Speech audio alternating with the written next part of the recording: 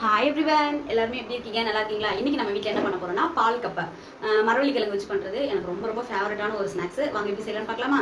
இப்போ வந்து மரவள்ளி கிழங்கு வந்துட்டு நான் கட் பண்ணிட்டு இந்த மாதிரி கட் பண்ணி வச்சிருக்கேன்.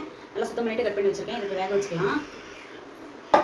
உப்பு மட்டும் தான், மஞ்சள் பொடி போட தேவையில்லை. ஏன்னா நம்ம தாளிக்கு போகிறது இல்லை, அதனால மஞ்சள் பொடி போடக்கூடாது. உப்பு மட்டும் தான் சேர்த்துக்கணும். இன்றைக்கி எங்கள் ஊர் சந்தைக்கு போயிருக்கோம். 3 கிலோ வெங்காயம் 100 ரூபா, 1 கிலோ தக்காளி 30 ரூபா. காய்கறி வந்து கூரில் வாங்கிடுவேன். இப்போ வாழைத்தண்டு வாங்கினேன், வாழைத்தண்டு 10 ரூபா. இது தேவையானதெல்லாம் எடுத்தாச்சு. வெங்காயம், பச்சை மிளகாயும் பூண்டும் கொஞ்சம் ஒன்று ரெண்டாக அரைச்சி எடுத்தாச்சு. அதுக்கப்புறம் கருவேப்பிலை, கொத்தமல்லி, அவ்வளோதான். கொஞ்சம் காட்டமாக இருக்குது. அதுக்கப்புறம் தேங்காய் பால் வந்துட்டு ஃபஸ்ட்டு பாலும் செகண்ட் பாலும் சேர்த்து எடுத்துருக்கேன். வேறு எதுவும் எடுக்கல. ரொம்ப தனியாக இருக்கக்கூடாதுல்ல.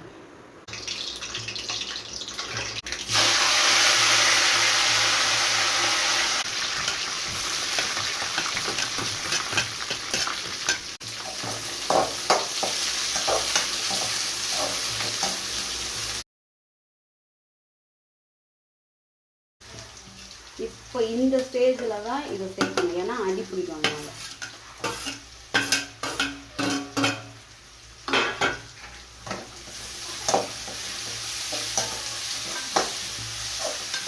இப்போ பால் ஊற்றிக்கலாம்.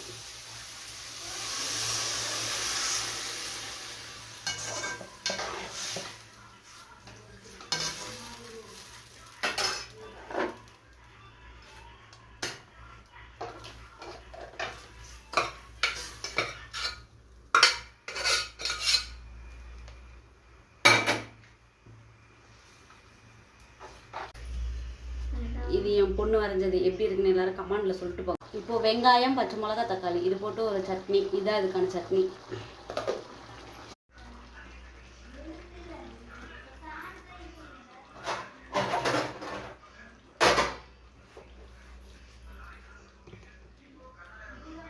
இப்போ பாருங்கள், சூப்பராக ரெடி ஆகிடுச்சு. நல்லா மணக்க இருக்குது. அப்படியே வாசமே வீடு ஃபுல்லாக செம்மையாக இருக்குங்க. இதை சாப்பிட அருமையாக இருக்கும். எல்லாம் ட்ரை பண்ணுங்கள்.